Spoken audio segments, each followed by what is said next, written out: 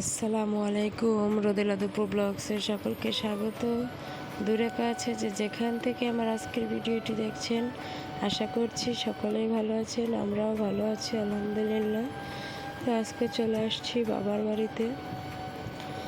বাবার বাড়িতে চলে আসছি, আর আমার বাবার বাড়ি এতই দূরে যে আমার গাড়িও লাগে না, কোনো খরচও হয় না। এই তো চলে আসছি।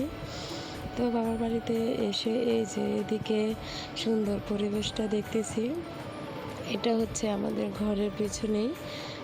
এটা হচ্ছে আমার ভাইয়ের বাসা।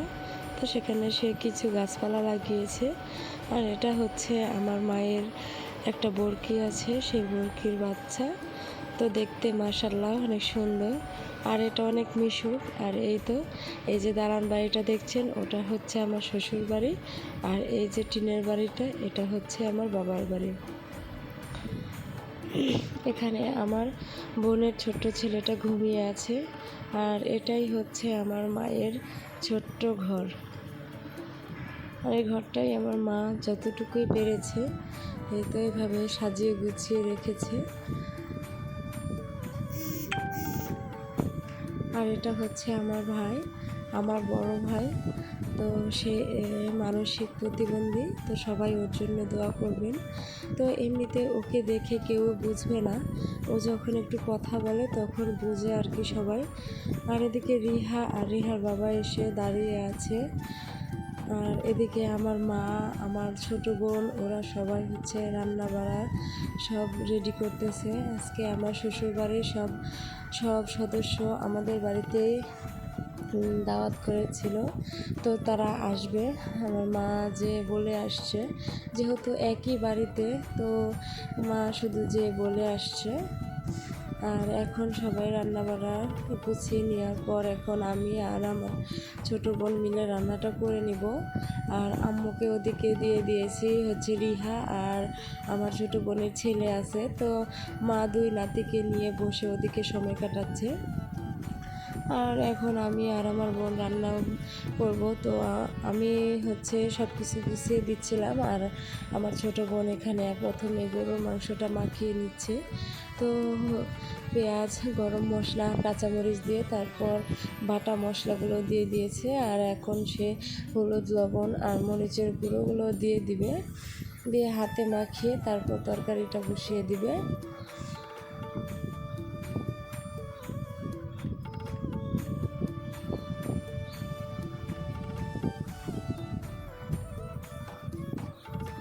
তো আমার বোনের হাতের রান্নাও অনেক মজা হয়, সে খুব ভালো রান্না করে।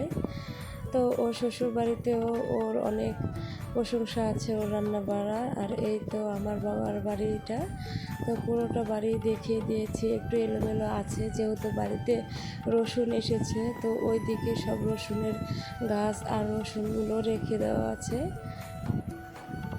তো এখানে গরুর মাংসটা মাখিয়ে বসিয়ে দিয়েছি, আর সেমাই রান্না করার জন্য এখানে দুধ দিয়ে দিয়েছি, আর দুধটা আমি জাল করে নিচ্ছি। তো দুই বোনেই বসে গিয়েছি, আর এখানে দুইটা চুলা একসাথে। তো আমার বোন ওই পাশে বসেছে আর আমি এই পাশে। আর এই তো গরুর মাংসটা কষানোর জন্য সে কিছু পানিও দিয়ে দিয়েছে। এখন খুব ভালো করে জাল করে নিয়ে রান্নাটা করে নিব। তো সেমাইয়ের দুধটা জাল করা হয়ে গেলে নামিয়ে নিয়ে সেমাইটা ভিজিয়ে রেখে এখন এই পাশে হচ্ছে মুরগির মাংসটাও বসিয়ে দিয়েছি। তো আমার বোন হচ্ছে গরুর মাংস রান্না করতেছে, আর এদিকে আমি মুরগির মাংস রান্না করতেছি।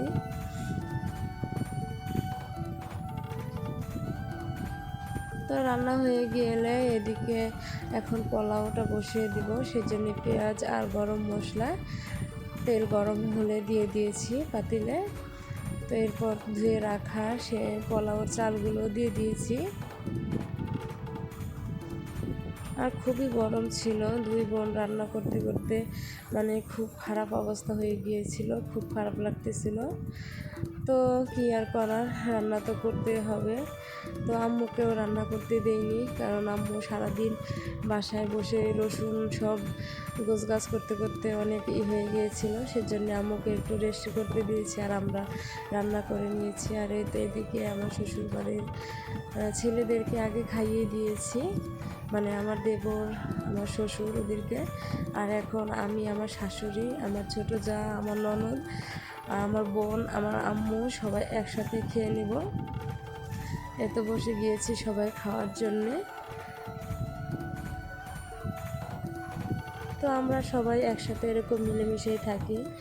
বাড়িতে বিয়ে হয়েছে তো কী হয়েছে, সবাই খুব ভালো আছি, সবাই দোয়া করবেন। আর আমার আজকের ভিডিওটি এ পর্যন্তই। আল্লাহ হাফেজ, আসসালামু আলাইকুম।